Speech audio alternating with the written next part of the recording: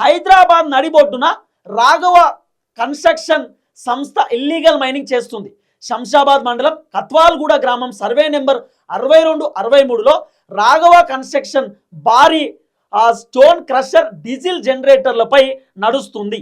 దీనికి ఎలాంటి ప్రభుత్వ అనుమతులు లేవని చెప్పి హరీష్ రావు రాఘవ కన్స్ట్రక్షన్ గురించి మాట్లాడేటటువంటి కార్యక్రమం చేసిండు. First Harish Rao illegal mining మీద మేము కేసులు పెడతాం, విచారణ చేస్తాం, ఎక్కడెక్కడ ఇల్లీగల్ మైనింగ్ జరుగుతూ ఉన్నాయో హరీష్ రావు వాళ్ళ తమ్ముడు కూడా ఉన్నాడు, గంగుల కమలాకర్ ఉన్నాడు, ఎర్రబల్లి దయాకర్ రావు ఉన్నాడు, ఇట్లా బీఆర్ఎస్ పార్టీకి సంబంధించినటువంటి మాజీ మంత్రులు చాలా మంది ఇల్లీగల్ మైనింగ్ నడుపుతా ఉన్నారు, గుట్టలు పుట్టలు కథం చేస్తూ ఉన్నారు, ఒక్కళ్ళను కూడా వదిలిపెట్టమని చెప్పి నిన్న తెలంగాణ రాష్ట్ర ముఖ్యమంత్రి రేవంత్ అన్న మాట్లాడే కార్యక్రమం చేసిండు అసెంబ్లీలో.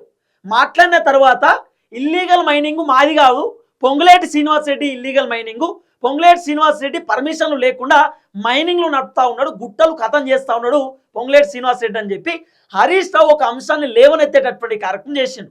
హరీష్ రావు మాట్లాడుతోటే కాంగ్రెస్ పార్టీ మంత్రులందరూ లేచిర్రు, గట్లెట్లుంటుంది, అది పొంగులేటి శ్రీనివాస్ రెడ్డిది కాదు, పొంగులేటి శ్రీనివాస్ రెడ్డి వాళ్ళ కుటుంబ సభ్యులు నడుపుతుర్రు, పొంగులేటి శ్రీనివాస్ రెడ్డికి ఏం అవసరం అంటా ఉన్నారు. ఇదే పొంగులేటి శ్రీనివాస్ రెడ్డి ఒక ఇంటర్వ్యూలో ఆయన చెప్తా ఉన్నాడు, 20 సంవత్సరాల నుండి కష్టపడి ఈ రాఘవ కన్స్ట్రక్షన్ అనేటటువంటి కంపెనీని ఇక్కడ దాకా పట్టుకొచ్చినామని చెప్పి పొంగులేటి చెప్పినటువంటి మాట. అంటే పొంగులేటి శ్రీనివాస్ రెడ్డి వాళ్ళ కుటుంబ సభ్యులు, పొంగులేటి శ్రీనివాస్ రెడ్డి వాళ్ళ కొడుకు ఆ కంపెనీ నడిపితే పొంగులేటికి సంబంధం ఉండదా? పొంగులేటికి ఎందుకు సంబంధం ఉండదు? పొంగులేటి ఎందుకు? మరి పొంగులేటి శ్రీనివాస్ రెడ్డికి ఏ సంబంధం లేకపోతే కేవలం రాఘవ కన్స్ట్రక్షన్ కంపెనీ చేస్తున్నటువంటి కాంట్రాక్ట్ పనులకు రేవంత్ రెడ్డి టకా టకా టకా పైసలు ఎందుకు కొడుతున్నాడు? వేరే కాంట్రాక్టర్లకు రేవంత్ రెడ్డి పైసలు ఎందుకు కొడతలేడు? మరి వీటికి సమాధానం చెప్పాలి. అయితే రాఘవ కన్స్ట్రక్షన్ అనేటటువంటి కంపెనీ ఇల్లీగల్ మైనింగ్ చేస్తూ ఉన్నారట వితౌట్ పర్మిషన్.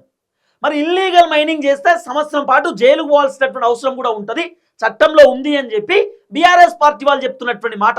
ఇక రేవంత్ అనే చెప్తా ఉన్నాడు, ఎస్ ఇల్లీగల్ మైనింగ్ జరుగుతున్నాయి, మేము విచారణ చేసినాం, గవర్నమెంట్ దగ్గరికి వచ్చింది, ఒక్కరిని కూడా వదిలిపెట్టాం, ఆల్రెడీ 3 కోట్ల రూపాయలు ఫైన్ కట్టిరు, అదోటి ఇదోటి మాట్లాడేటటువంటి కార్యక్రమం చేసిండు.